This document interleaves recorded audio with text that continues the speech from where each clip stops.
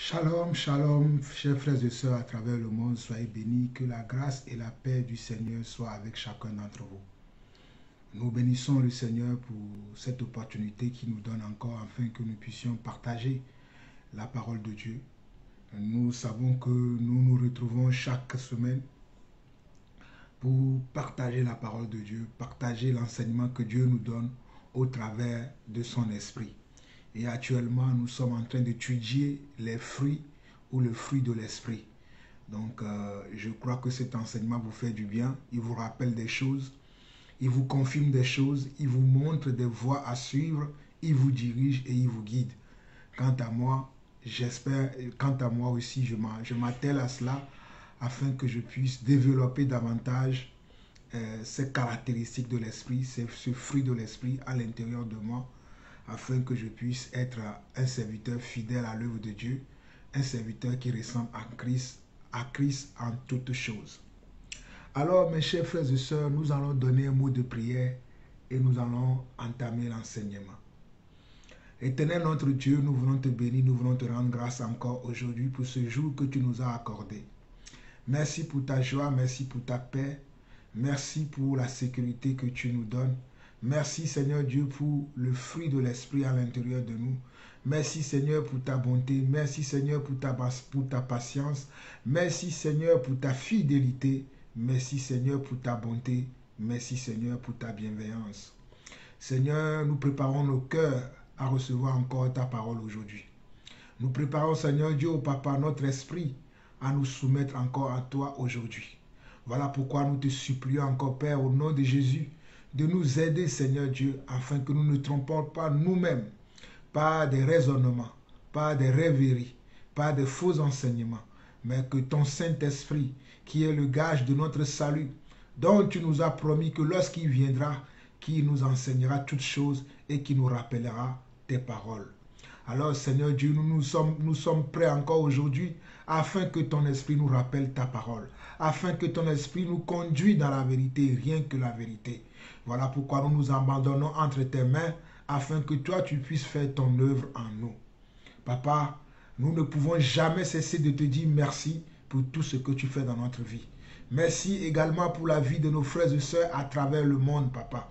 Merci pour tous ces frères, Seigneur Dieu, que tu restaures. Merci, Seigneur Dieu, pour tous ces sœurs, Papa, que tu relèves, afin que nous soyons tous, Seigneur Dieu, tes fidèles et dignes fils et filles, Papa. Nous te bénissons pour ton œuvre dans l'Église et nous nous attendons à toi encore pour voir tes merveilles, pour voir tes miracles, pour voir des signes et pour voir des prodiges, Papa. Éternel, tes mains ne sont pas trop courtes pour sauver, mais ce sont nos iniquités qui t'éloignent de nous. Voilà pourquoi, Père éternel, nous te demandons de nous aider à nous sortir du monde, à nous sortir, Seigneur Dieu, de tout traquenard dans lequel l'ennemi, Seigneur Dieu, veut nous tirer afin que nous péchions contre toi. Car, Seigneur Dieu, nous ne voulons pas pécher contre toi. Nous voulons t'obéir en toutes choses. Nous voulons faire ta volonté en toutes choses. Nous désirons, Seigneur Dieu, Papa, manifester, Seigneur Dieu, ton esprit, manifester ta parole. Nous désirons, Seigneur Dieu, ressembler à toi. Nous le voulons sincèrement de notre cœur. Voilà pourquoi, Seigneur Dieu, nous te demandons encore aujourd'hui, avec, Seigneur Dieu, une pleine assurance, que tu puisses faire de nous tes disciples, Papa. Que tu puisses faire de nous, Seigneur Dieu, au Papa, tes serviteurs et tes servantes, Papa. Que, Seigneur Dieu, nous puissions, Seigneur, te ressembler en toutes choses, Seigneur. Nous le voulons, Papa. Car tu as dit, quiconque demande, reçoit. Et à celui qui frappe, on ouvre. Seigneur Dieu, nous frappons à ta porte et nous te demandons à toi qui es le Père des Lumières, chez qui il n'y a ni ombre de variation. Papa, donne-nous, Seigneur Dieu, tout ce dont nous avons besoin pour la gloire de ton nom, Papa. Donne-nous des enfants qui sont dignes et obéissants, Papa. Père, reçois la gloire, l'honneur, la puissance pour des siècles. Au nom de Jésus-Christ, nous avons ainsi prié. Amen. Alors, ce sont là les mots de prière que le Seigneur nous a inspirés. Vous savez, nous prions selon que l'Esprit nous conduit. En tout cas, il n'y a pas de crainte à avoir pour demander des choses au Seigneur.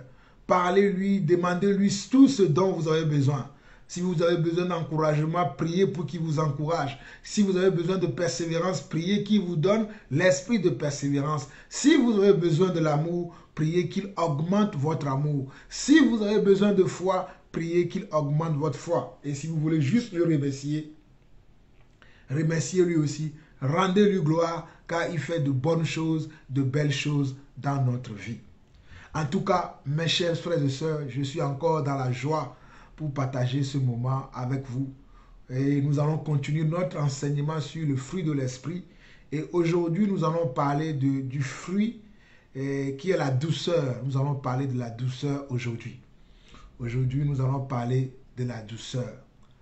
J'espère que vous allez bien chez vous, dans vos demeures respectives, et que malgré la pluie et le beau temps, en ce moment, dans certaines régions, dans certains pays actuellement, il pleut beaucoup.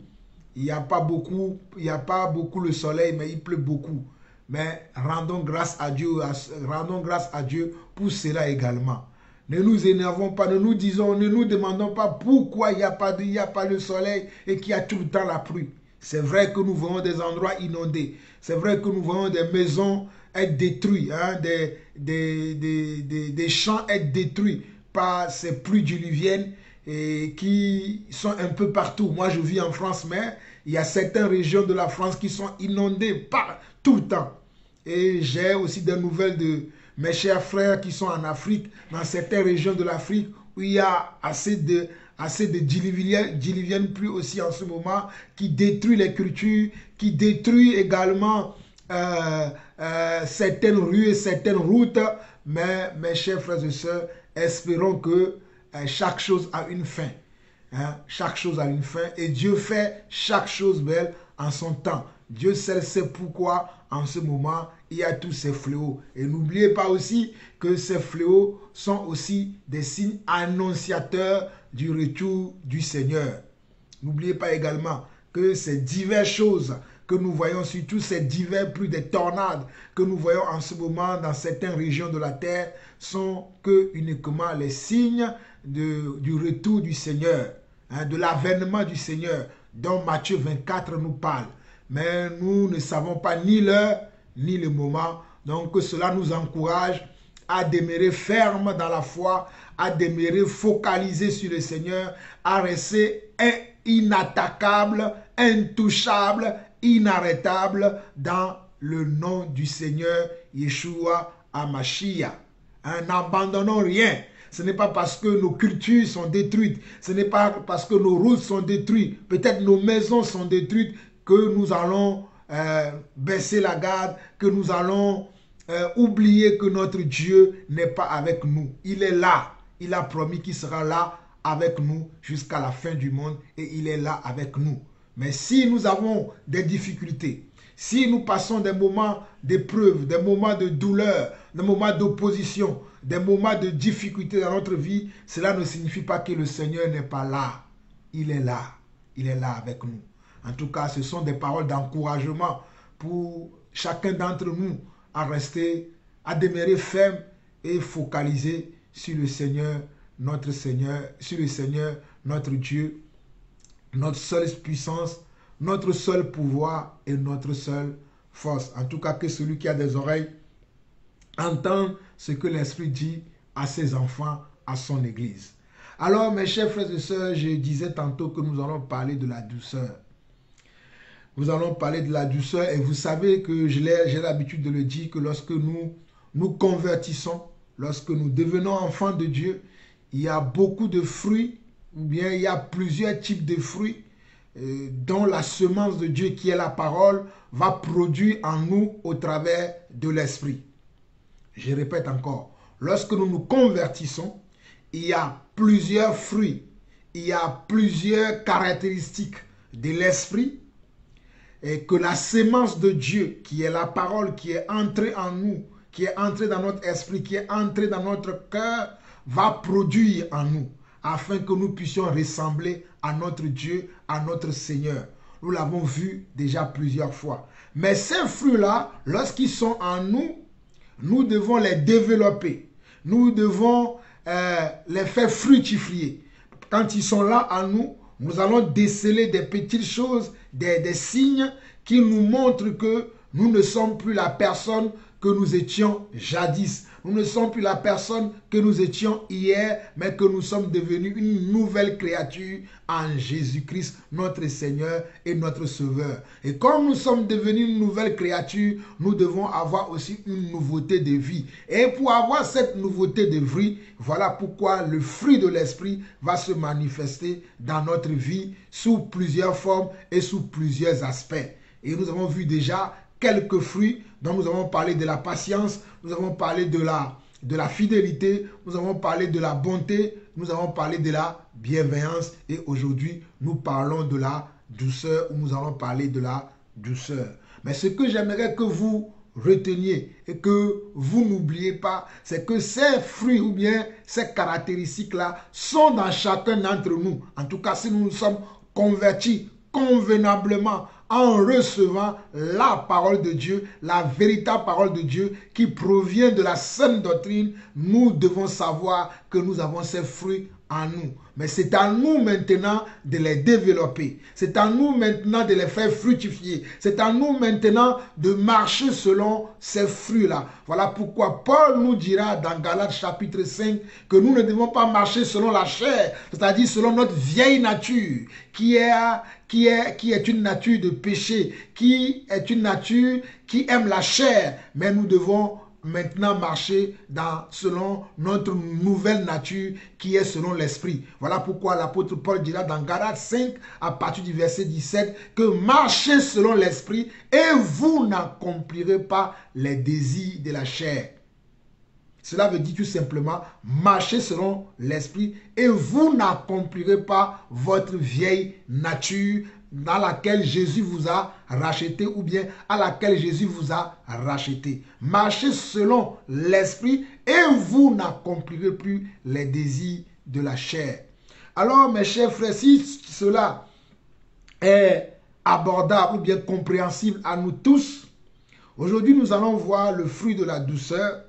Et comme vous le savez, moi je prends quelques passages de la Bible qui parlent de ces fruits pour nous montrer comment ces fruits se manifestent ou comment on peut reconnaître ces fruits, comment on peut voir des signes en nous qui nous montrent que nous avons ces fruits ou qui nous montrent que nous n'avons pas ces fruits, peut-être, ou bien que nous les avons mais que nous ne travaillons pas assez afin que ces fruits soient fructifiés, afin que ces fruits se développent en nous, afin que nous puissions être des véritables enfants de Dieu qui vivent et qui marchent selon le Seigneur.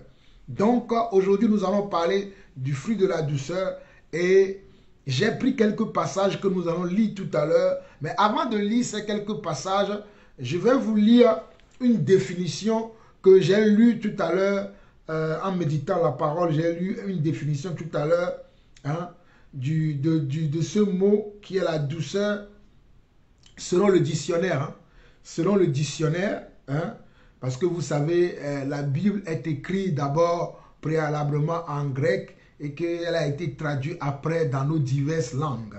Donc parfois, pour comprendre certaines choses, nous prenons le dictionnaire pour comprendre le terme exact qui a été utilisé ou bien pour avoir une idée de la compréhension du mot qui a été utilisé dans la parole. Et donc, selon le dictionnaire, le mot douceur, bon, c'est un mot féminin, nous le savons, parce qu'on dit la douceur, c'est la qualité de ce qui procure au sens un plaisir délicat. Regardez, la première des choses qu'on dit, on dit que c'est une qualité de ce qui procure au sens un plaisir délicat. Donc, la douceur déjà, c'est une qualité. La douceur. Si quelqu'un a de la douceur, si quelqu'un est doux selon son comportement, selon ses manières, selon ses paroles, selon ses propos, selon ses façons d'agir, sachez que c'est quelqu'un de qualité. Alléluia. Parce qu'on voit que c'est un nom féminin et cela signifie qualité de ce qui procure au sens un plaisir délicat. Ça produit un plaisir qui est comment? Qui est délicat. ça produit un plaisir délicat. Ensuite, on dit que c'est la qualité d'un mouvement progressif et aisé de ce qui fonctionne sans heurte ni bruit. Ça, j'aime bien cette définition-là, hein, la deuxième partie. La première partie, on dit la douceur d'un parfum, d'un coloris, d'une peau. Bon, des fois, on voit la douceur d'un parfum. Hein, pour nous qui aimons bien nous parfumer, là. Des fois, quand tu prends un parfum, tu sens l'odeur. L'odeur est d'une douceur, hein, qui nous calme, qui nous fait du bien. Mais la deuxième partie de la définition que donne le dictionnaire dit que c'est la qualité d'un mouvement progressif et aisé de ce qui fonctionne sans heurte ni bruit. Je relis encore. Qualité d'un mouvement progressif et aisé de ce qui fonctionne sans heurte ni bruit. Je relis encore. Qualité d'un mouvement progressif et aisé de ce qui fonctionne sans heurte ni bruit. Donc nous voyons ici que on dit ici aussi dans la deuxième définition que c'est la qualité d'un mouvement progressif et aisé. Hein? Donc c'est quelqu'un qui peut avoir un comportement, qui peut avoir une attitude, hein, comme si c'était un mouvement, mais qui est progressif et qui est à l'aise, qui est aisé, hein, qui est à l'aise, qui est aisé, et qui fonctionne sans heurte ni bruit. C'est-à-dire la personne ne va pas chercher à vous heurter. Hein? Il ne va pas vous heurter. Il ne va pas vous faire tomber. Heurter veut dire, quand tu heurtes quelqu'un, le but c'est de faire tomber la personne. C'est de faire fléchir la personne. Et des fois, c'est en faisant du bruit. Mais on dit que c'est une qualité d'un mouvement progressif et aisé de ce qui fonctionne sans heurte. Donc, il ne veut pas heurter quelqu'un. Et il ne veut pas faire du bruit. Maintenant, si nous prenons la parole de Dieu elle-même, avant d'aller de donner quelques explications, nous allons prendre la parole de Dieu. Dans Psaume 119, le verset 103. Psaume 119, le verset 103 qui dit « Que tes paroles sont douces à mon palais, plus que le miel à ma bouche. Que tes paroles sont douces à mon palais, plus que le miel à ma bouche. » Donc, c'est le psalmiste qui est David, qui déclare dans le Psaume 119, le verset 103, que tes paroles sont douces à mon palais, plus que le miel à ma bouche. Vous voyez comment David considérait la parole de Dieu, jusqu'à confesser que tes paroles sont douces à mon palais. Sont douces à mon palais, plus que le miel à la bouche. Vous voyez comment David définit les paroles de Dieu. Ça veut dire que David considérait tellement la parole de Dieu que David déclare que tes paroles sont douces à mon palais, plus que le miel à ma bouche. Plus que le miel à ma bouche. Vous savez la sensation que le miel peut donner à notre bouche, à notre palais. Quand tu prends le miel et que tu veux manger le miel est sucré. Hein? Tu sens l'odeur du sucre dans le miel. Et ça donne comment? Un bon goût au palais. Donc c'est la considération que David va donner aussi à la parole de Dieu. Hein? Il compare, il donne une comparaison, il dit que tes paroles sont douces. Hein? Ce n'est pas une parole qui me heurte. Ce n'est pas une parole qui me fait mal, qui me donne du stress ni de l'amertume, mais c'est une parole, ce sont des paroles qui sont douces à mon palais, plus que le miel. C'est-à-dire la parole, elle est plus que le miel à ma bouche. Donc, la douceur n'est pas dans le côté mielleux des choses ou des circonstances. La douceur, il n'est pas tout le temps dans le côté mielleuse des choses ou des circonstances que nous allons avoir dans la vie. Ah, je vous dis la vérité. Des fois dans la vie, la douceur ne va pas être tout le temps dans les côtés mielleux des choses ou des circonstances. Mais bon, nous allons voir ça tout à l'heure quand nous allons voir les ennemis de la douceur.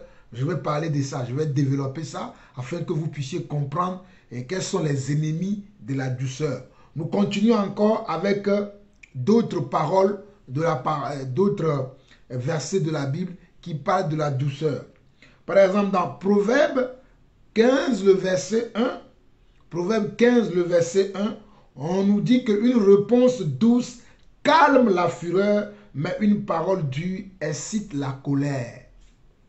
Une réponse douce calme la fureur, mais une parole dure excite la colère. Donc, une réponse douce calme la colère. Parce que dans le mot douceur, il y a le mot douce, ou bien il y a le mot doux. Voilà pourquoi on dit une réponse douce calme la fureur, mais une parole dure excite la colère.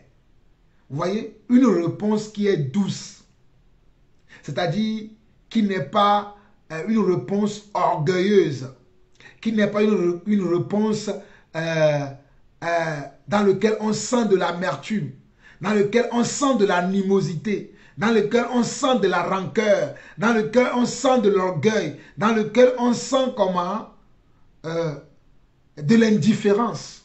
Voilà pourquoi on nous dit qu'une réponse douce calme comment? Calme la fureur,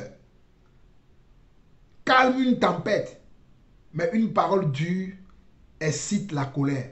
Mais au contraire, quand il y a une parole qui est dure, quand une parole qui n'est pas réfléchie, une parole qui n'est pas responsable, ça peut amener les gens, ça peut exciter la personne à la colère. Donc, nous devons faire de telle sorte que notre parole puisse être une parole qui soit comment? Qui soit douce. Parce que nous savons que une réponse douce ou bien une parole douce calme la fureur.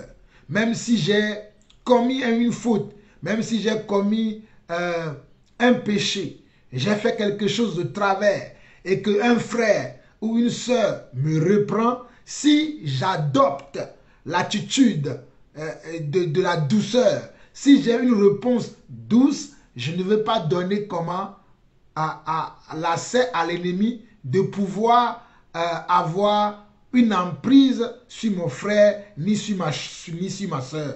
Donc c'est la manière dont je réponds à mon frère, c'est la manière dont je réponds à ma soeur, que ma soeur ne sera pas amenée à rentrer dans les ennemis de la douceur, qui sont également quoi? La colère. La colère est un ennemi de la douceur. Voilà pourquoi je dois faire tout pour avoir une réponse qui est douce, pour ne pas amener mon frère ou ma soeur à la colère. Voilà pourquoi Proverbe 15, le verset 1 dit, une réponse douce calme la fureur, mais une parole dure excite comment? La colère. Nous allons voir également dans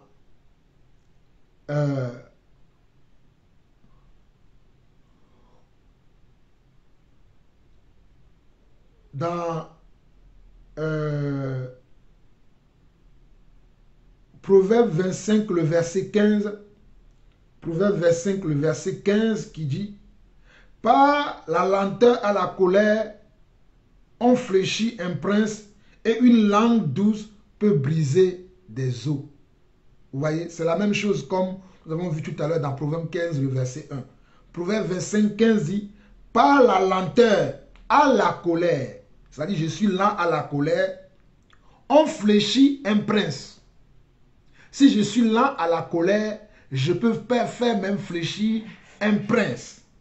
Et une langue douce, c'est-à-dire une parole douce, peut briser même des os. Une parole douce peut briser même des os. Alléluia. Amen. Donc, nous allons voir également un autre passage un autre passage dans Éphésiens 4. Éphésiens 4, nous sommes en train de voir tous les passages dans lesquels, bon, on ne va pas lire tout, mais quelques passages dans lesquels on trouve le mot douceur, pour que nous puissions savoir qu'est-ce que la douceur produit réellement en nous, mais quels sont ses effets en nous, quels sont comment ses bénéfices dans la personne en qui on sent de la douceur ou bien on voit de la douceur. Donc ici dans Éphésiens 4, le verset 1 et 2, on nous dit que je vous exhorte donc, moi le prisonnier dans le Seigneur, à marcher d'une manière digne de la vocation qui vous a été adressée, en toute humilité et douceur, avec patience, vous supportant les uns les autres avec charité ou avec amour, selon certaines versions. Vous voyez? On nous dit dans Éphésiens 4, le verset 1 et 2, on nous dit « Je vous exhorte donc ». C'est une exhortation. Regardez l'exhortation de la bouche de notre frère Paul à l'église d'Éphèse. Il dit quoi? « Je vous exhorte donc, moi le prisonnier dans le Seigneur, à marcher d'une manière digne. » À marcher d'une manière digne. Voilà pourquoi je vous disais tout à l'heure, dès le début de cet enseignement, que nous devons faire un effort de marcher selon l'esprit afin de ne pas accomplir comment? Les désirs de la chair. Voilà pourquoi Paul dira ici encore dans Éphésiens 4, le verset 1 et 2, il dit « Je vous exhorte donc, moi le prisonnier dans le Seigneur, à marcher d'une manière digne. » Donc le Saint-Esprit ou bien les fruits de l'Esprit à l'intérieur de nous, nous aide à marcher d'une manière digne des enfants de Dieu. Voilà pourquoi il dit, moi le prisonnier dans le Seigneur, à marcher d'une manière digne de la vocation qui vous a été adressée. C'est une vocation que nous avons. Et cette vocation, c'est que nous sommes maintenant des saints. Nous sommes maintenant des citoyens des cieux. Nous ne sommes plus des citoyens de la terre, mais nous sommes des citoyens des cieux, mais qui sont étrangers et passagers sur la terre. La terre n'est pas notre destination. Notre destination, c'est comment? C'est le ciel. Mais nous avons une vocation, nous avons été appelés pour cela, pour aller au ciel. Mais en attendant que nous attendons d'aller au ciel, nous devons avoir une vie qui est digne de cette vocation à laquelle le Seigneur nous a appelés. Voilà pourquoi l'apôtre Paul dit dans Éphésiens 4, le verset 1 et 2, il dit « Je vous exhorte donc, moi le prisonnier, dans le Seigneur, à marcher d'une manière digne de la vocation qui vous a été adressée en toute humilité et douceur, avec patience. » Regardez, en toute humilité et douceur. Nous devons être des personnes qui sont humbles, mais nous devons être également dans la douceur. Nous devons être également doux. Et avec comment? Avec patience, vous supportant les uns les autres avec charité, avec amour. Donc nous devons nous supporter les uns les autres. Qu'est-ce qui va nous amener à nous supporter les uns les autres? C'est quand nous allons développer l'humilité en nous, la douceur de Dieu en nous, avec la patience de Dieu en nous. Cela va faire que nous allons pouvoir nous supporter les uns les autres. Nous allons pouvoir supporter un frère, nous allons pouvoir supporter une sœur, nous allons pouvoir supporter même ceux qui sont faibles dans la foi. Nous allons pouvoir les supporter si nous développons, si nous faisons grandir cet état d'esprit en nous, en étant humble de cœur, doux de cœur et patient de cœur. Amen.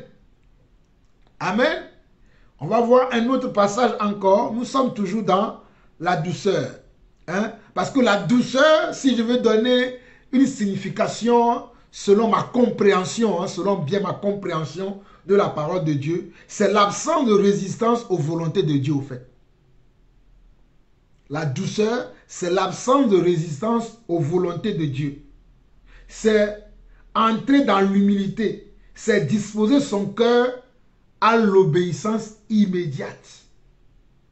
Je répète encore, ce que moi j'ai compris et j'ai noté selon la douceur, ce que je comprends, ce que j'entends, c'est que c'est la douceur, c'est l'absence de résistance aux volontés de Dieu. La douceur est une absence totale de résistance aux volontés de Dieu. Je répète encore, la douceur est une absence de résistance, je ne vais pas résister, de résistance aux volontés de Dieu. C'est entrer dans l'humilité, c'est que l'individu doit entrer dans l'humilité en disposant son cœur à l'obéissance immédiate, à une obéissance immédiate. Voilà ce que moi, j'ai noté quand je méditais ces paroles-là, c'est ce que j'ai pu comprendre. Et on peut voir également dans 1 Timothée 6, 1 Timothée chapitre 6, le verset 11, on nous dit, « Pour toi, homme de Dieu, fuis ces choses et recherche la justice, la piété, la foi, la charité, la patience, la douceur. » Donc, en tant qu'enfant de Dieu, en tant qu'enfant de Dieu, ou peut-être serviteur et servant de Dieu, ce que nous devons chercher, c'est quoi? C'est la justice, c'est la piété, c'est la foi, c'est la charité, c'est la patience, c'est la douceur. Regardez, toutes ces choses-là ne sont que des fruits. On dit, pour toi, homme de Dieu, fuis ces choses. Quelles sont les choses qu'on doit fuir? Parce qu'avant d'arriver au verset 11, il y a des choses qui ont été citées. Et ces choses-là, nous devons les fuir. C'est pour ça qu'il dit, fuis ces choses. Parce que j'ai noté ces versets-là, hein, je suis en train de les lire au fur et à mesure, mais je vais prendre la parole pour lire les versets précédents pour que vous puissiez voir ce que le Seigneur nous dit très rapidement dans ce passage. Donc, dans 1 Timothée chapitre 6 là, si nous prenons à partir du verset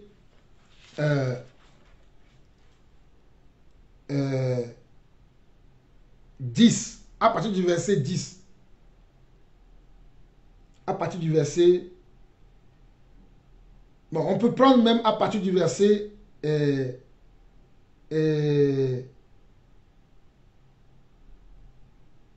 3. On peut prendre à partir du verset 3 pour qu'on puisse mieux comprendre. On dit, si quelqu'un enseigne de fausses doctrines et ne s'attache pas aux saines paroles de notre Seigneur Jésus-Christ et à la doctrine qui est selon la piété, il est enflé d'orgueil. Il ne sait rien, il a la maladie des questions oiseuses et des disputes de mots. D'où naissent l'envie, les querelles, les calomnies, les mauvais soupçons. Les vaines discussions d'hommes corrompus d'entendement, privés de la vérité et croyant que la piété est une source de gain. C'est en effet une grande source de gain que la piété avec le contentement. Car nous n'avons rien apporté dans le monde et il est évident que nous n'en pouvons rien emporter. Si donc nous avons la nourriture et le vêtement, cela nous suffira. Mais ceux qui veulent s'enrichir, écoutez bien, mais ceux qui veulent s'enrichir tombent dans la tentation, dans le piège et dans beaucoup de désirs insensés.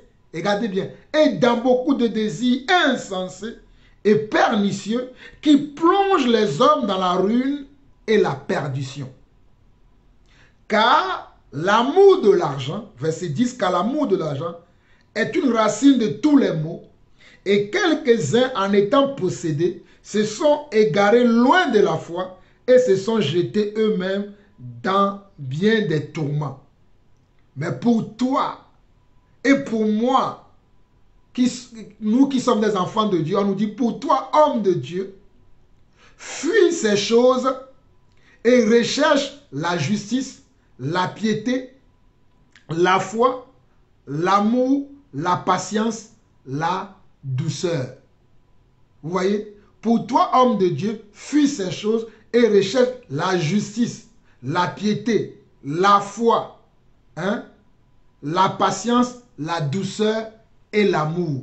Vous voyez? Donc nous devons fuir ces choses qui ont été citées préalablement et nous attacher à ces choses qui vont faire de nous comment? Des personnes qui ne résistent pas à la volonté de Dieu. Voilà pourquoi j'ai dit que la douceur, c'est l'absence de résistance aux volontés de Dieu.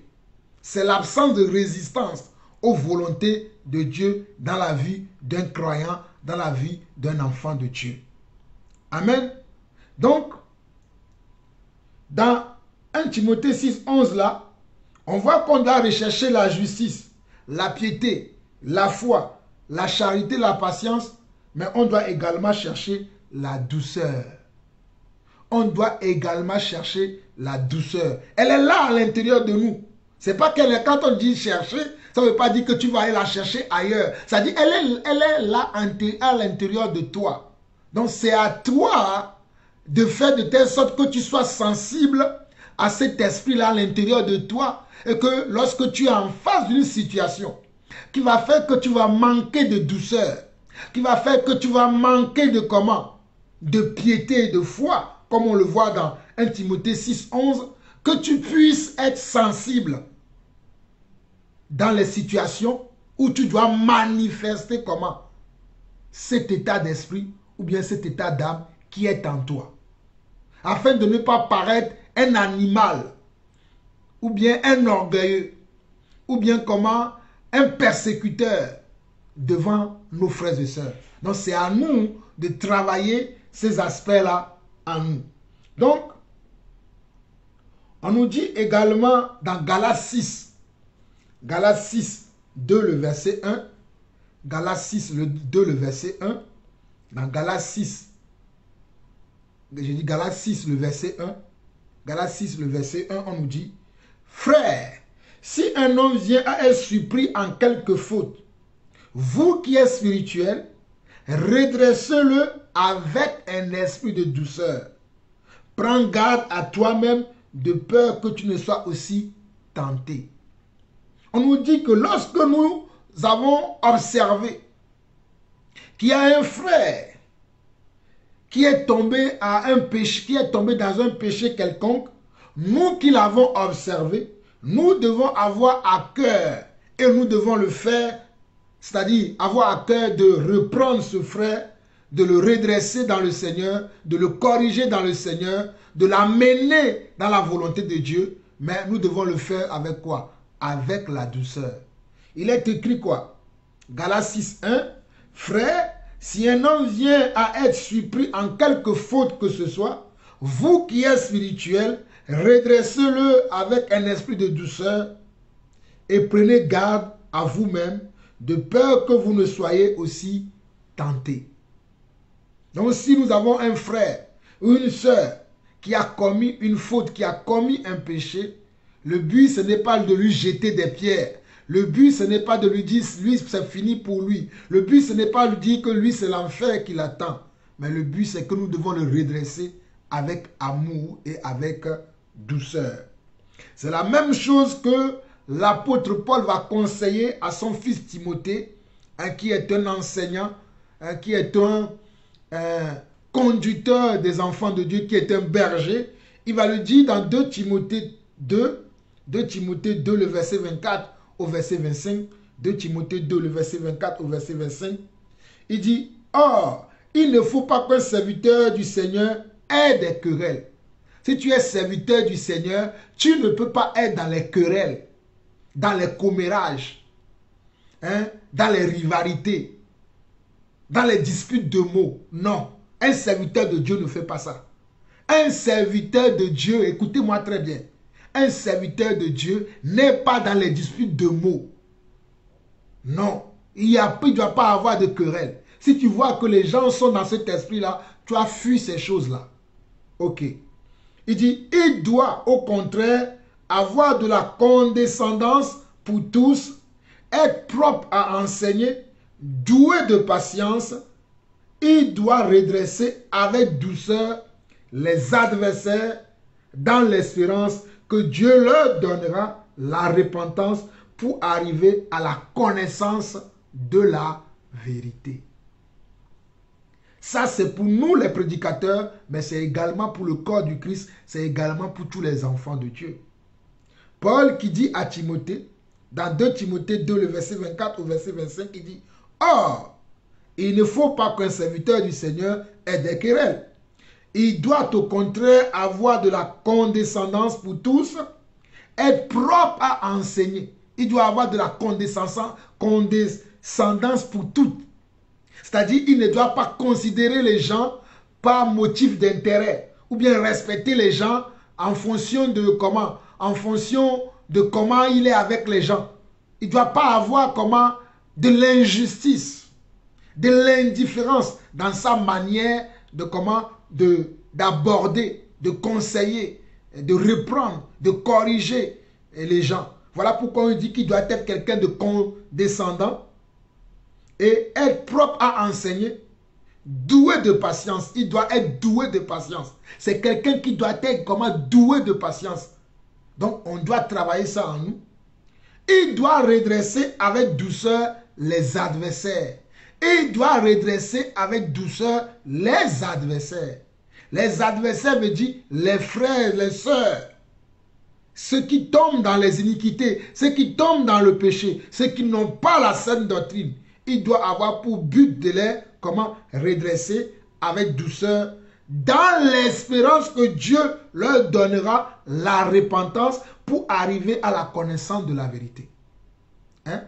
Dans l'espérance, quand il fait ça, il doit avoir pour espoir dans le cœur que je vais leur révéler cela. Je vais leur parler de telles choses. Je vais leur dire que telle chose qu'ils font, telle chose qu'ils espèrent, telle chose qu'ils croient, ce n'est pas de cette façon-là. Ce n'est pas de cette manière-là. Ce n'est pas comme ça que vous devez faire. C'est de telle manière que vous devez faire pour que le Seigneur puisse agréer votre comportement, votre attitude, vos sacrifices, votre prière. Voilà pourquoi il va dire à la personne, il va corriger la personne avec douceur. Nous sommes dans 2 Timothée 4, le verset 2. Et 2 Timothée chapitre 2. 2 Timothée chapitre 2, le verset 24 à 25 qui dit « Il ne faut pas qu'un serviteur du Seigneur ait des querelles, mais il doit au contraire avoir de la condescendance pour tous, être propre à enseigner, doué de patience. Il doit redresser avec douceur les adversaires dans l'espérance que Dieu leur donnera la repentance pour arriver à la connaissance de la vérité. » Amen. Et je vais encore partager 2 passages et nous allons voir les ennemis de la douceur. Parce que je crois que c'est bon déjà, ces quelques passages que nous voyons. Dans Matthieu chapitre 11, le verset 29. Matthieu chapitre 11, le verset 29. Le Seigneur dira également, « Prenez mon joug sur vous et recevez mes instructions, car je suis doux et humble de cœur, et vous trouverez du repos pour vos âmes. » Regardez ce que le Seigneur dit. « Prenez mon joug sur vous et recevez mes instructions. » Voilà pourquoi j'ai dit la douceur, c'est l'absence totale de résistance aux volontés de Dieu. La douceur, c'est l'absence totale de la résistance aux volontés de Dieu. Parce que dans Matthieu 11, le verset 29, Jésus va dire, prenez mon joug sur vous et recevez mes instructions. Les instructions, c'est quoi? C'est la parole. Car je suis doux et humble de cœur et vous trouverez du repos pour vos âmes. Où? Dans ma parole. Vous trouverez du repos pour vos âmes dans la parole. Dans Matthieu 21, le verset 4 à 5, Matthieu 21, le verset 4 à 5, on nous dit encore que, or, ceci arriva afin que s'accomplisse ce qui avait été annoncé par le prophète. Dites à la fille de Sion, voici ton roi vient à toi, plein de douceur et monté sur un âne, sur un ânon, le petit d'une ânesse. Vous voyez? Matthieu 21, le verset 4 à 5. Bon, peut-être ici, peut-être vous allez dire que ce n'est pas bien explicite, je peux le lire dans la Bible, Matthieu 21, verset 4 à 5, qui dit ceci. Dites à la fille de Sion, voici ton roi vient à toi, plein de douceur. Ton roi vient à toi comment? Plein de douceur et monté sur comment? Oh, et monté sur un ânon, le petit d'une ânesse. Hein? Nous sommes dans Matthieu chapitre 21, le verset 4 à 5. Là, j'ai lu le verset 5. Mais le verset 4 dit, or, ceci arriva. Il y a des choses qui se sont arrivées lorsque Jésus était sur terre pour comment? Qui sont simplement des accomplissements, des prophéties qui ont été données à son sujet. Parce que si nous lisons à partir du verset 1er de Matthieu 21, on nous dit, lorsqu'il s'approchait de Jérusalem et qu'il fut arrivé à Bethphagée, vers la montagne des Oliviers, Jésus envoya 2 disciples en leur disant, allez au village qui est devant vous, vous trouverez aussitôt une ânesse attachée et un ânon avec elle. Détachez-les et amenez-les moi. Si quelqu'un vous dit quelque chose, vous répondrez, le Seigneur en a besoin. Et à l'instant, il les laissait aller. Et cette parole que nous venons de lire là, faisait partie d'une prophétie de la Bible que nous pouvons voir dans le livre de Zacharie, mais on n'a pas le temps. Mais il y a beaucoup de choses que Jésus a fait, ou bien que Jésus a montré dans la grâce, ou bien dans la nouvelle alliance, qui sont les accomplissements des prophéties qui ont été faites comment? À son sujet. Voilà pourquoi au verset 4, il va dire, or, ceci arriva afin que s'accomplisse ce qui avait été annoncé par le prophète. Ce que Jésus a dit là, aux disciples de faire là, cette chose-là avait déjà été annoncée par un prophète. Voilà pourquoi au verset 5 maintenant, il va dire, dites à la fille de Sion. La fille de Sion, aujourd'hui, représente l'église. Dites à la fille de Sion. La fille de Sion, c'est l'église aujourd'hui. Voici ton roi.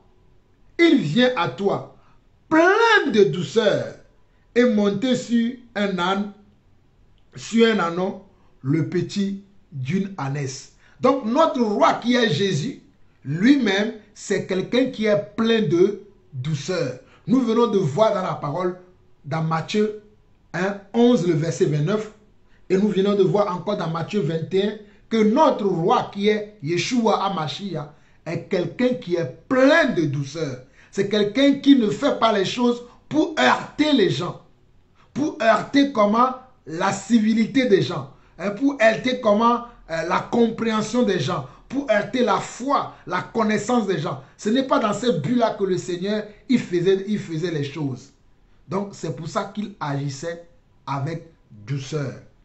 Donc si nous comprenons toutes ces choses-là, nous pouvons maintenant dire, comme nous l'avons dit dès le départ, que la douceur n'est pas tout le temps dans le côté mielleux des choses ou des circonstances.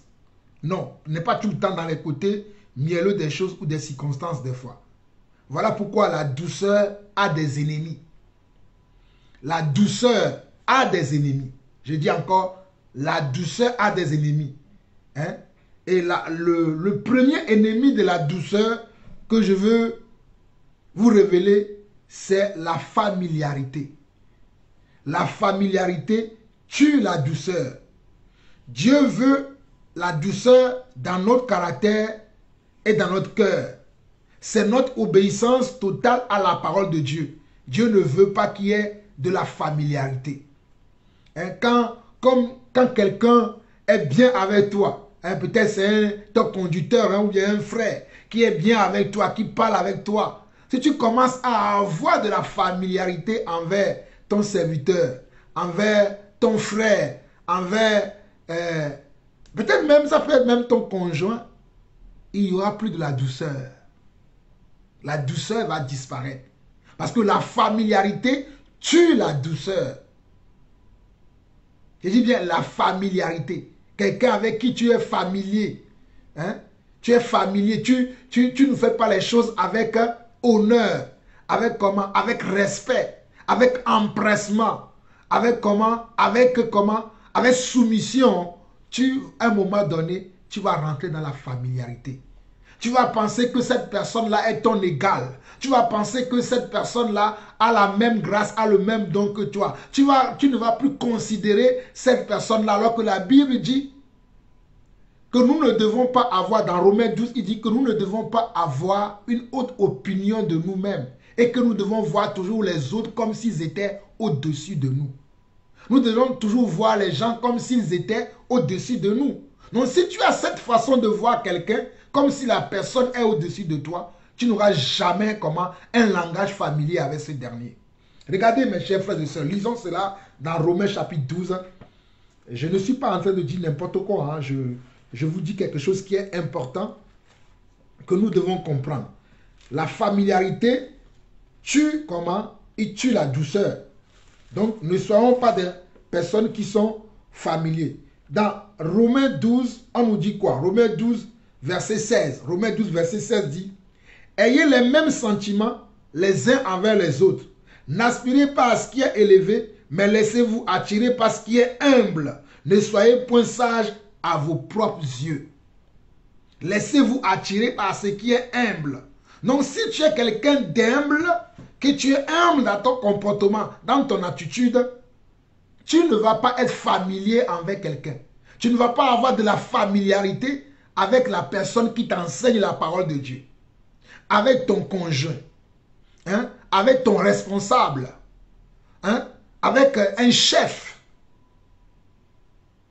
Avec Dieu. Il y a beaucoup d'entre nous, nous sommes dans la familiarité avec Dieu. Voilà pourquoi la parole de Dieu ne pénètre plus nos cœurs comme nous l'avons vu tout à l'heure dans Psaume 119, le verset 103. En Psaume 119, le verset 103, David confessait que la parole de Dieu est douce dans sa bouche. Alors, relisons ça. David disait dans le Psaume 119, le verset 103, il dit que tes paroles sont douces à mon palais, plus que le miel à ma bouche. Malgré que David a vu la grandeur de Dieu, a vu la puissance de Dieu, dans plusieurs domaines de sa vie, David n'a jamais été familier envers Dieu. David n'avait jamais considéré Dieu comme s'il était comme si Dieu était son serviteur. Mais il savait toujours que c'est lui qui servait le Seigneur. Voilà pourquoi David n'a jamais été familier avec Dieu. Donc, je vais avancer. Donc, sachez que la familiarité tue la douceur. Donc, Dieu veut que nous demeurions dans la douceur, dans notre caractère, dans notre cœur, afin que nous puissions obéir totalement à la parole de Dieu. La deuxième chose aussi, c'est qui tue la douceur, c'est la résistance. La résistance, c'est s'opposer à ce qui est droit. La résistance, c'est quoi? C'est s'opposer à ce qui est droit. S'obstiner contre ce qui est juste. C'est analyser les autres au lieu de s'analyser soi-même. Je ne sais pas si vous comprenez. La résistance aussi tue la douceur. Quand tu résistes à la volonté de Dieu, quand tu résistes à l'amour de Dieu, quand tu résistes à la parole de Dieu, quand tu résistes à te soumettre à ce que Dieu veut que tu fasses, mais tu es en train de faire quoi? Tu es en train de tuer la douceur de Dieu à l'intérieur de toi. Et la résistance, c'est quoi? C'est s'opposer à ce qui est droit. Tu sais que ça, c'est droit, c'est juste, mais tu t'opposes. Tu n'as même pas de raison, mais tu t'opposes à cela. Parce que toi, tu dis, je veux résister à cela. La seule résistance qu'un enfant de Dieu doit avoir, c'est résister au diable. La seule résistance que la Bible nous conseille, ou bien que la parole de Dieu nous conseille, que nous devons avoir en tant qu'enfants de Dieu, c'est de résister au diable. Mais nous ne résistons pas à la parole de Dieu. Nous ne résistons pas aux exhortations de nos frères et sœurs. Nous ne résistons pas au conseil de la parole de Dieu. Nous ne résistons pas à l'enseignement que la parole de Dieu nous donne. Mais nous résistons au diable. Nous résistons au diable d'une foi ferme. catégorique que nous ne lui obéirons pas. Mais avec Dieu, le contraire de résistance, c'est quoi? Le contraire de résistance, c'est quoi? Mes chers frères et sœurs, ne résistons pas. Soumettons-nous. Soumettons-nous à la parole de Dieu. Soumettons-nous à la volonté de Dieu. Soumettons-nous aux enseignements de Dieu. Soumettons-nous à la foi que Dieu nous donne au travers de sa parole. Donc, quand nous résistons, nous sommes en train de nous opposer au plan de Dieu pour notre vie. Nous ne voulons pas avoir, ou bien nous ne voulons pas être ou devenir ce que Dieu a prévu, ou bien ce que Dieu a pour nous. Lorsque nous résistons à la parole de Dieu, au lieu de résister au diable, lorsque nous résistons à la parole de Dieu, au lieu de résister au diable, nous sommes en train de nous opposer au plan de Dieu pour notre vie. Je répète encore cette phrase. Lorsque nous nous opposons à la parole de Dieu, au lieu de nous soumettre, à la parole de Dieu, nous nous opposons, nous résistons, nous sommes en train de faire quoi? De nous opposer au plan de Dieu de notre vie. Nous ne voulons pas être ce que Dieu a prévu pour nous. Ou bien nous ne voulons pas devenir ce que Dieu veut pour nous, ce que Dieu souhaite pour nous, ce que Dieu a pour nous. Et il y a plusieurs raisons qui nous donnent du mal à faire ce que Dieu veut pour nous. Il y a plusieurs raisons qui nous donnent du mal à faire ce que Dieu veut pour nous. Parfois, c'est l'amour de l'argent. Parfois, c'est le succès. Parfois, c'est le confort. On ne veut pas souffrir. On ne veut pas être traité de peut-être de quelqu'un qui en fait trop. On ne veut pas être tassé de tous les noms. On veut demeurer dans notre confort. Une petite épreuve, nous ne le supportons pas. Donc, ces choses-là font que nous résistons à la parole de Dieu. Je dis, il y a plusieurs choses, plusieurs raisons qui peuvent faire que nous résistons à la parole de Dieu. Il y a l'amour de l'argent. L'amour de l'argent. Si tu aimes trop l'argent, tu vas résister à la parole de Dieu. Il y a l'amour du sexe opposé. L'amour du sexe opposé aussi. Il y a l'amour du succès à tous les prix. Je veux avoir du succès. Il y a l'amour de la victoire. J'aime la victoire en tout. Il faut aimer aussi les échecs. Il faut aimer aussi les échecs. Parce que l'échec va comment? Va t'apprendre à te corriger dans ta marche. L'échec va t'apprendre à corriger comment? Ton attitude, tes impressions, ta façon de faire, ta façon d'agir. Les échecs aussi vont t'aider. Il ne faut pas aimer que le succès. Le succès, c'est bien. Je ne dis pas que le succès est mauvais. Mais il y a des gens qui aiment tellement le succès que des fois, ils créent eux-mêmes certains succès qui ne viennent pas de Dieu. Ils créent certains succès en dehors de la volonté de Dieu. Et il y a aussi certains qui aiment leur confort. Le confort dans lequel il est. Ils n'aiment pas les petits bobos. Ce sont des gens qui n'aiment pas les périodes d'épreuves dans leur vie. Les périodes de sécheresse dans leur vie. Les périodes de manque dans leur vie. Quand ils ont un manque, quand ils ont un petit désert dans leur vie, oh, ils commencent à crier tous les toits. Ils commencent à vouloir résister à cette volonté de Dieu pour eux. Jésus a subi la croix. Mais c'est au travers de la croix aujourd'hui que tout genou fléchit devant lui. Et que tout genou confesse que Jésus est Seigneur. Donc la résistance dans ton cœur va faire que tu ne vas pas comment? Tu ne vas pas rentrer dans le plan de Dieu pour ta vie. Mais le plan de Dieu pour ta vie, peut-être tu as besoin de passer par certains moments d'épreuve. Tu as besoin de passer par certains moments d'inconfort, de manque de succès, de manque de victoire. Mais cela ne va pas durer tout le temps. C'est juste pour un temps. Voilà pourquoi la Bible dit qu'il y a un temps pour tout. Mais si toi, tu n'aimes pas ce moment-là, ou tu es dans ce moment où les choses te résistent, rien ne marche pour toi. Comme une sœur que j'ai connue, que tout le temps me dit, oh, malgré tout ce que je fais, rien ne marche. Est-ce que je suis véritablement un enfant de Dieu? Oh mon frère, ma soeur, seulement parce que tu passes par des moments de difficulté, des moments d'épreuve, des moments de galère, des moments de misère, des moments d'opposition, des moments de rejet, que tu n'es pas enfant de Dieu. Souvenez-vous du Seigneur. Souvenez-vous des serviteurs de Dieu véritables. Ils ont comment eu des oppositions dans leur vie. Ils ont été traités même de fous, de faux. Rien qu'à lire Hébreux 11. Mais si c'est pour cela que toi tu veux résister contre Dieu, tu ne veux pas rentrer dans le plan, son plan. Quand il dit résister, ça veut dire pendant ce temps-là, au lieu que tu puisses garder comment ta foi en Dieu, garder ta persévérance, garder comment ta concentration, continuer à être l'homme de Dieu que tu es, la femme de Dieu que tu es, continuer à demeurer ferme dans la foi, à demeurer ferme dans la prière, à demeurer ferme dans la méditation de la parole, à garder confiance à la parole, tu vas chercher d'autres échappatoires. Tu vas chercher comment? D'autres échappatoires, d'autres solutions. Et parfois même, c'est des décisions ou des choix en dehors de la parole de Dieu. Tu n'es pas quelqu'un qui a de la douceur.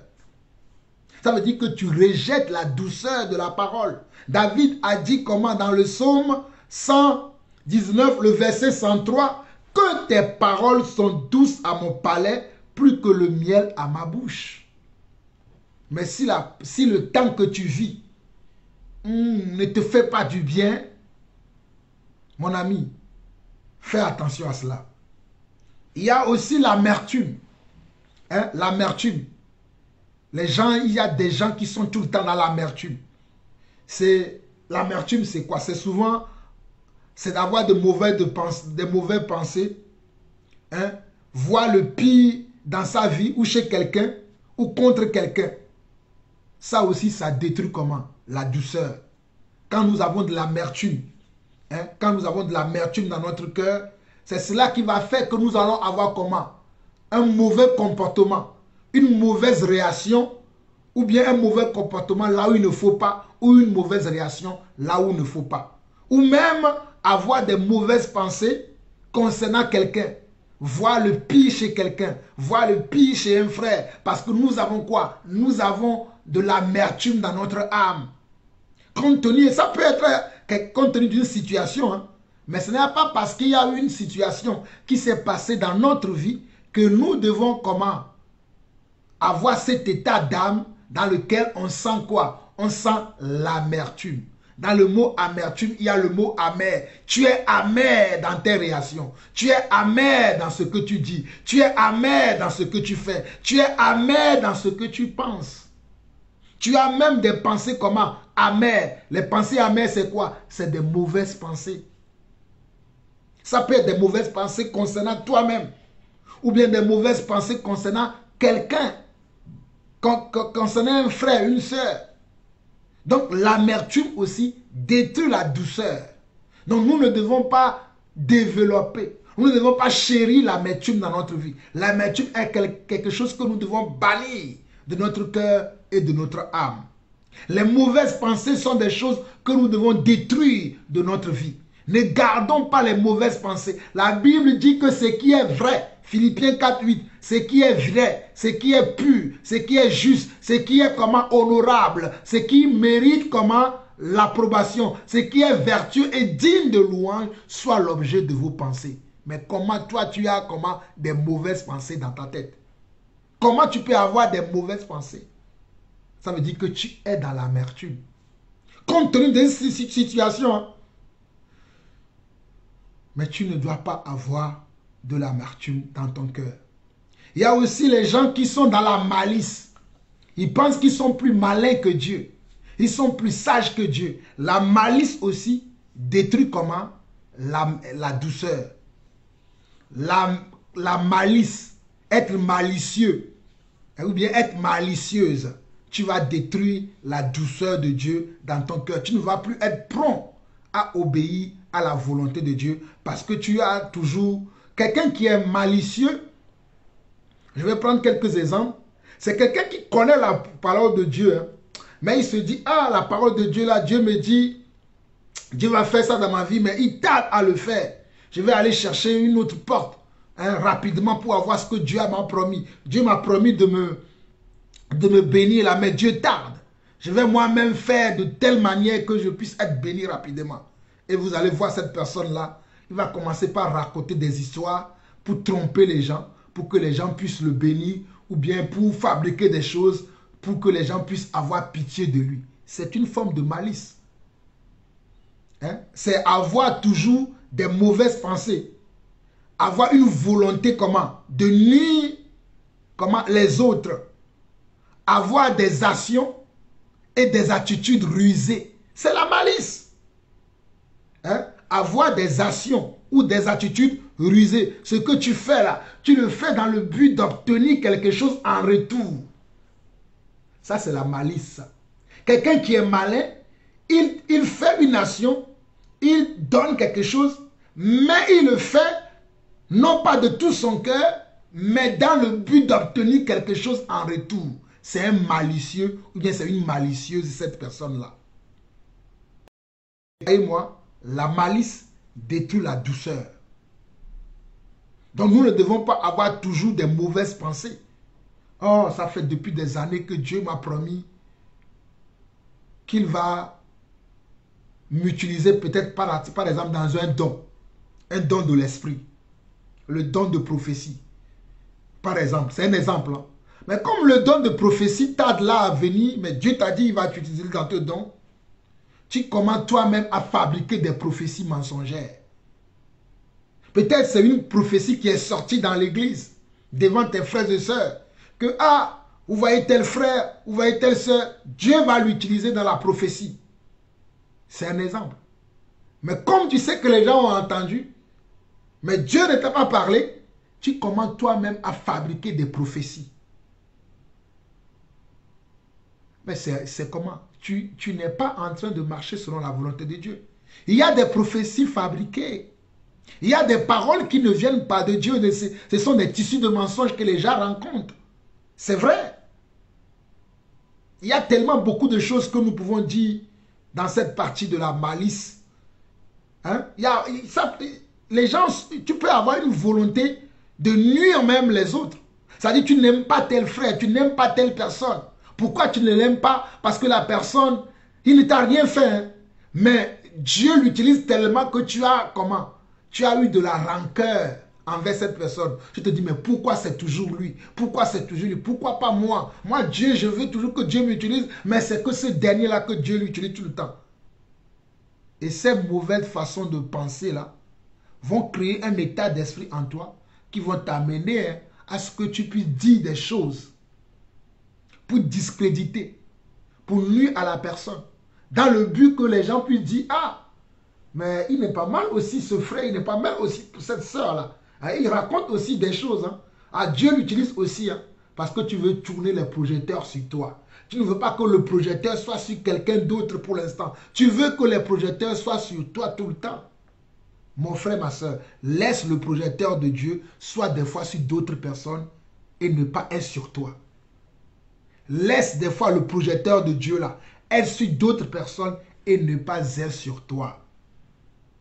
Dieu fait chaque chose belle comment? En son temps. Donc la malice. Il y a également quelque chose qui détruit les préjugés. C'est quelque chose qui détruit aussi la douceur, c'est les préjugés. Quelque chose aussi qui détruit la douceur, c'est les préjugés. Hein, les préjugés, tu as un préjugement toi-même déjà. Tu as déjà une définition, une perception de la chose, une compréhension de la chose, une explication de la chose, mais qui est fausse. C'est ça qu'on appelle préjugé. Hein? Ça peut être contre la parole de Dieu. Ça peut être un préjugé que tu as de la parole de Dieu. La parole de Dieu dit telle chose. Mais toi, tu veux l'interpréter d'une autre manière. Tu dis non, moi, je ne l'accepte pas comme ça. Tu ne veux pas obéir à la parole de Dieu. Parce que dans vos traditions, ce n'est pas comme ça qu'on fait les choses. Mais la tradition est différente de la parole de Dieu.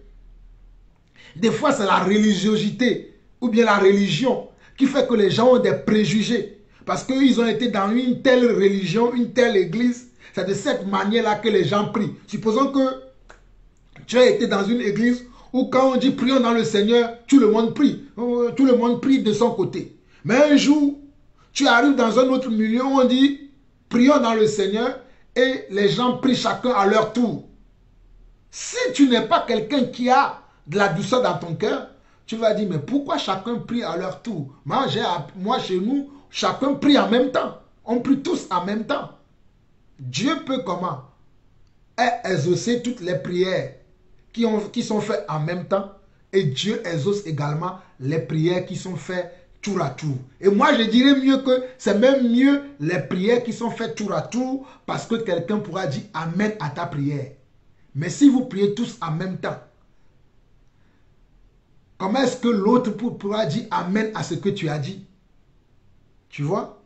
La sagesse de Dieu. Donc la religion ou bien la religiosité nous pousse aussi à avoir des préjugés. Il y a aussi des prétextes, des prétextes qui peuvent rentrer dans le cas des préjugés. Il y a des gens qui ont des prétextes. Oh bon, moi, je suis une femme seule. Pourquoi Dieu ne me donne pas un frère qui soit à mes côtés, une soeur qui soit à mes côtés pour me tenir compagnie? Je suis quelqu'un qui est seul. Je suis trop dans la solitude. Ou bien, je suis orphelin. Je suis veuve. Mais la parole de Dieu, elle est faite pour tout le monde. Il n'y a pas une parole spéciale pour les veuves et une parole spéciale pour les orphelins. Il n'y a pas non plus une parole spéciale comment? Pour les célibataires et les mariés. La parole de Dieu, elle est égale à nous tous. À certaines exceptions près, Dieu va dire aux mariés, comportez-vous de cette manière-là. Mais toi qui n'es pas marié, tu dois apprendre avec ceux qui sont mariés déjà. Afin que lorsque tu vas rentrer dans le mariage, que tu puisses comment? Avoir déjà les prérequis. Parce que tu as appris avec ceux qui t'ont dévancé dans le mariage. Vous voyez? C'est un exemple. Donc des fois, il y a des prétextes que nous avons pour dire, bon, il y a, qui constituent des préjugés, qui sont des ennemis comment? De la douceur. Lisons quelque chose rapidement dans Philippiens 4. Philippiens 4, vous allez comprendre ce que je dis. Philippiens 4. Lisons Philippiens 4. Attendez Philippiens, je vais trouver le passage. Philippiens chapitre 4. Voilà, et le verset 5. Regardez ce que Philippiens 4, 5 dit. Que votre douceur soit connue de tous les hommes. Le Seigneur est proche. Que votre douceur soit connue de tous les hommes. Le Seigneur est proche.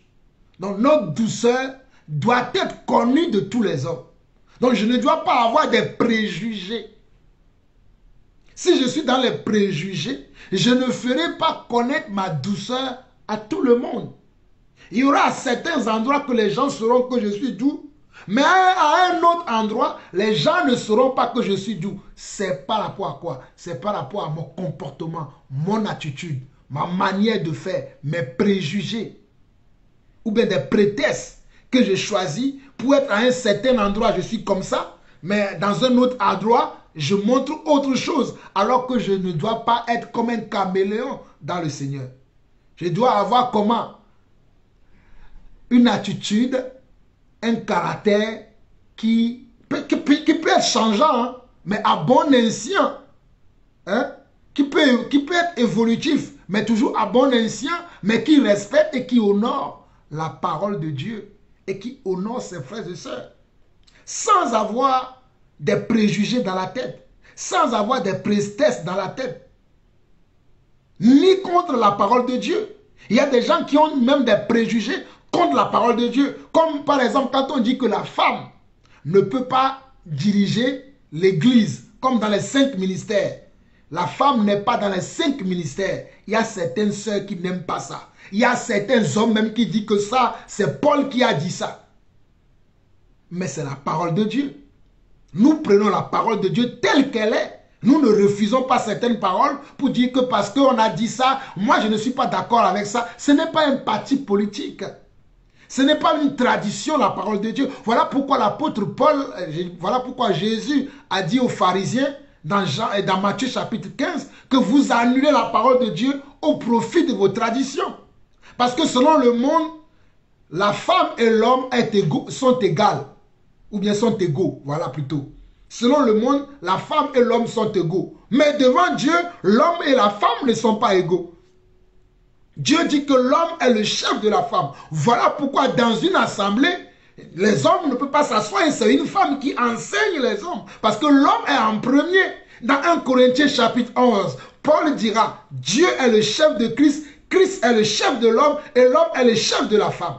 Donc dans une église, il faut un chef. Et les chefs que Dieu a appelés pour diriger l'église, pour diriger l'assemblée des saints, ce sont les hommes. Lorsque Jésus était sur terre, quand il choisissait les apôtres, les femmes n'existaient-ils pas? Bel et bien, les femmes existaient. Jésus n'a choisi aucune femme parmi ses 12 apôtres.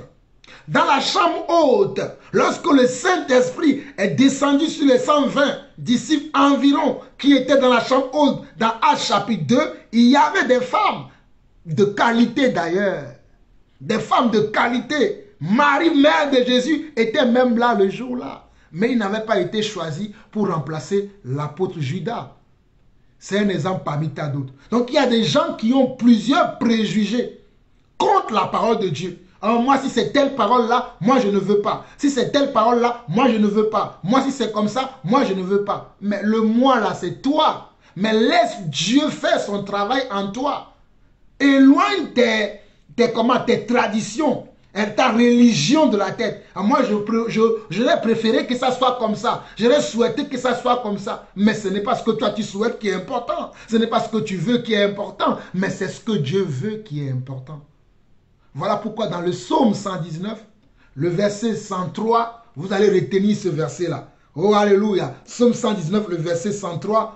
Notre frère, le psalmiste David dira que tes paroles sont douces à mon palais, plus que le miel à ma bouche.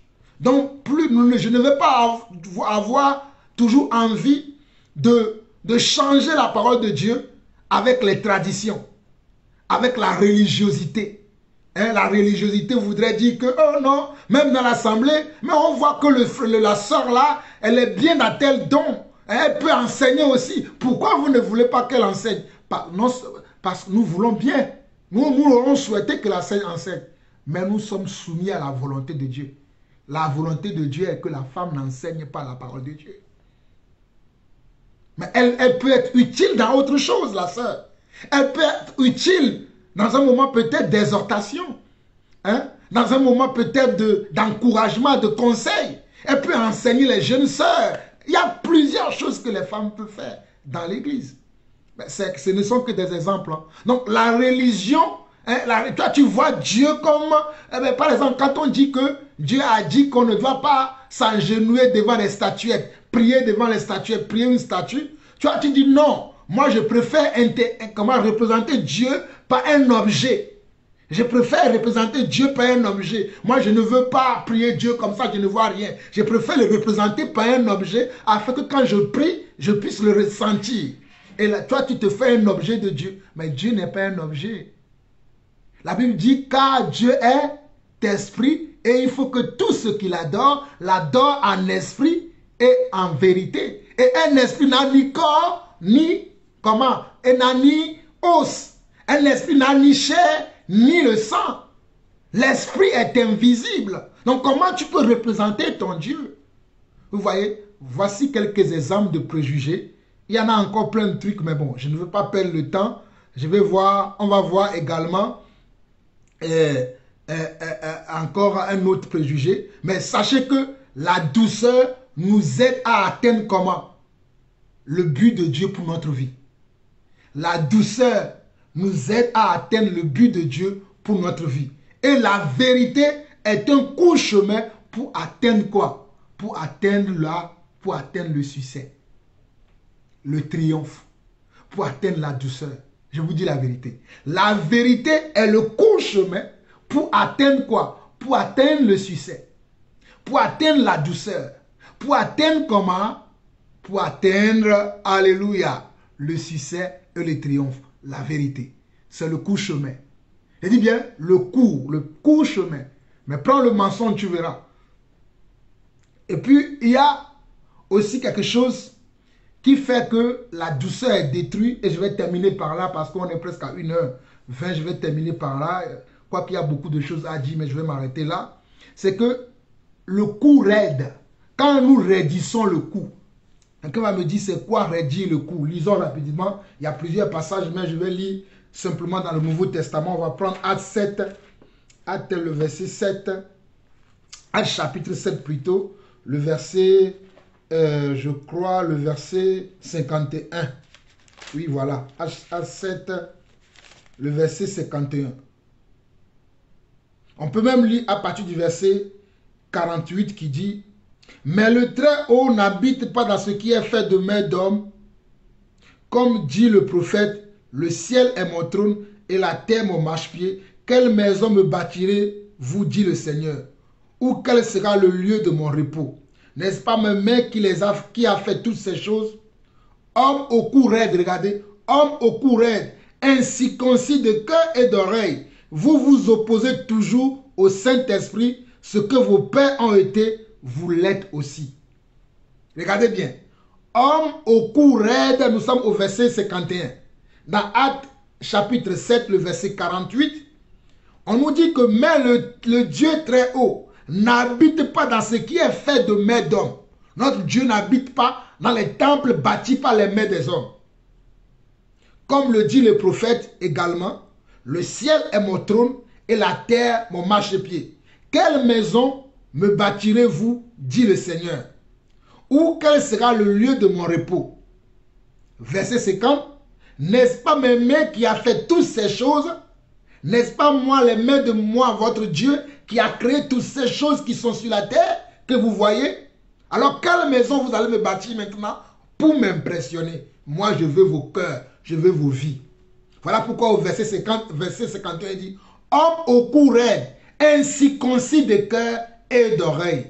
Vous vous opposez toujours au Saint-Esprit, ce que vos pères ont été, vous l'êtes aussi. Donc quand nous raidissons le cou, homme au cou raide veut dire homme qui résiste à la parole de Dieu, homme qui s'oppose à la parole de Dieu. Voilà pourquoi dans le verset 51, il dit homme au cou raide, incirconcis de cœur et d'oreille.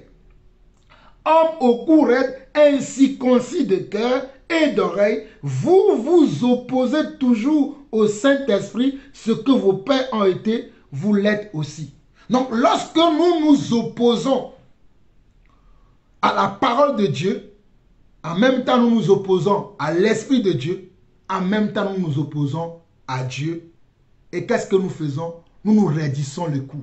Raidir le cou veut dire, je peux faire un geste comme ça. Hein. Tu es là. Cause, tu m'intéresses. C'est ça, raidir le cou. Ou bien tu entends la chose, mais elle n'a aucun effet sur toi. Tu entends la parole de Dieu, mais elle ne brûle pas en toi. Elle n'a aucun effet sur toi. Elle ne te change pas, parce que la parole là n'a pas pénétré ton cœur. Dès que la parole est venue, tu t'es opposé à cette parole. Tu as dit, quelle est cette parole-là? Elle est dure. Comment voudriez-vous que moi je l'entende? Comment voulez-vous que moi je l'accepte? Et tu te poses dans tes pensées. Tu te poses dans ta tête. Tu te poses dans ton raisonnement. Voilà pourquoi il dit, homme au cou raide, incirconcis de cœur et d'oreille. Vous vous opposez à la parole de Dieu. Vos ancêtres l'ont été et vous aussi vous le faites. Donc, s'opposer veut dire avoir un cou raide, c'est quelqu'un qui ne veut pas recevoir des instructions venant de la parole de Dieu. C'est quelqu'un qui ne veut pas recevoir des instructions qui viennent de comment? De la parole de Dieu. C'est quelqu'un qui ne veut pas se plier. C'est quelqu'un qui ne veut pas descendre au niveau des instructions. Il ne veut pas se plier à l'instruction que Dieu a donnée. Il ne veut pas descendre au niveau comment? Du raisonnement de Dieu. Lui veut raisonner à sa manière. Il veut raisonner à sa façon. Mais il ne veut pas descendre selon les instructions que Dieu a données au travers de sa parole. Il ne veut pas se plier aux instructions de Dieu. Et c'est ce que le peuple d'Israël était. Le peuple d'Israël était quelqu'un qui raidissait vraiment le cou. Et ils ont En tout cas, ils ont fait que Moïse lui-même n'a pas pu arriver à la terre promise. À cause de quoi? À cause de comment? À cause de leur coup raide qu'ils avaient. On n'a pas le temps de voir tout ce que l'ancienne alliance enseigne par rapport au peuple d'Israël qui radissait souvent leur coup aux instructions, aux commandements de Dieu. C'est quelqu'un qui radie le coup, c'est quelqu'un qui a comment? Qui a un joug sur sa vie. Un joug sur comment? Sur sa manière de comprendre la parole. Il ne veut pas comment? S'humilier. Il ne veut pas comment? S'humilier et recevoir les instructions qui viennent de la parole de Dieu afin d'avoir comment? La grâce de Dieu, afin d'avoir la paix de Dieu, afin d'avoir la douceur de Dieu sur sa vie. Il rejette la douceur. Il rejette la parole. Il ne veut pas. Tu peux beau dire tout ce que tu veux. Il ne veut pas. Donc le coup raide, ou bien avoir un coup raide, est un ennemi aussi de la douceur de Dieu de faire les choses dans ta vie.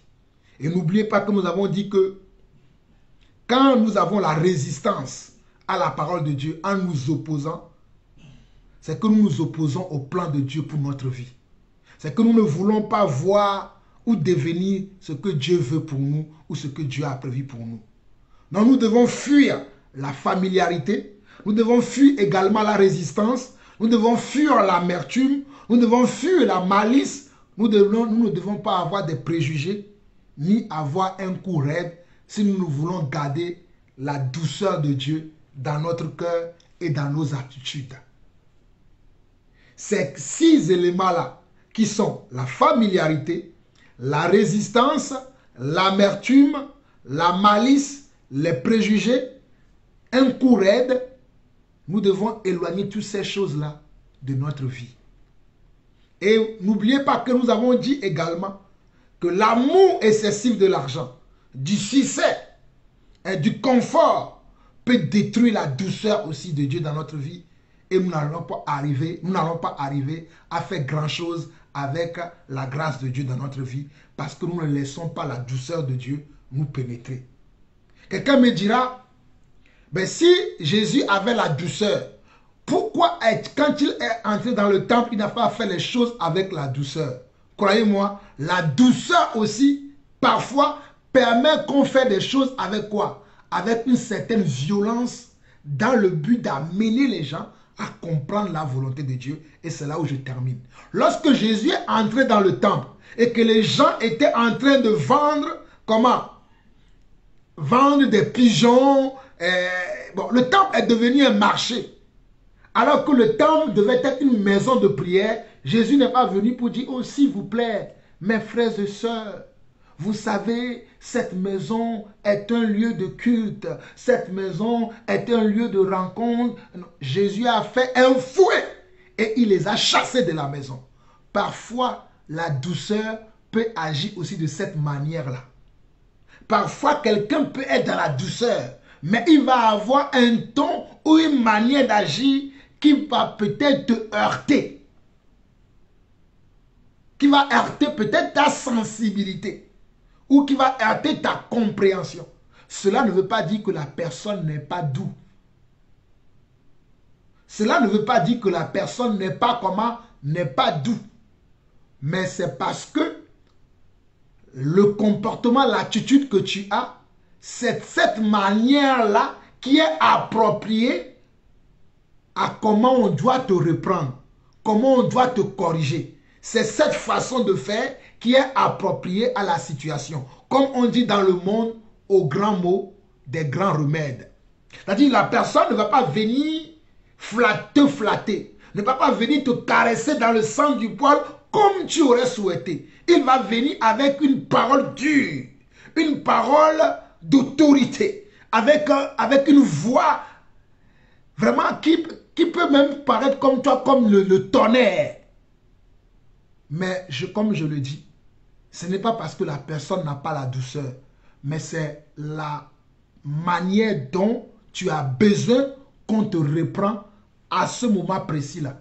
En cet instant, à cet instant précis. Dans ce cas d'espèce, c'est l'attitude et le comportement qui est approprié. Jésus était lui-même rempli d'esprit. Mais regardez comment il a fait un fouet dans le temple. Il a chassé les gens. Quelqu'un dira, ah, on a dit qu'il est doux. Mais quel est ce type de douceur? Et c'est comme ça que vous allez voir souvent certains de vos conducteurs, dans certaines situations, ils vont crier sur vous. Ils vont parler avec une certaine autorité. Sachez que c'est l'esprit qui agit. Sachez toujours que c'est l'esprit qui agit. Et l'esprit fait comme bon lui semble. Et il va utiliser la manière forte pour des moments précis également. En tout cas, mes chers frères et sœurs, soyez bénis. Nous allons nous arrêter là pour aujourd'hui. Que le Seigneur vous bénisse. Nous avons partagé un bon moment. Il y a encore beaucoup de choses à dire, mais je crois que le Seigneur lui-même continuera à vous enseigner et à vous dire beaucoup de choses que moi je n'ai pas pu vous dire dans cet enseignement. Soyez bénis, vous avez écouté votre serviteur, l'apôtre Jean-Paul Lawson. Shalom, shalom et shalom.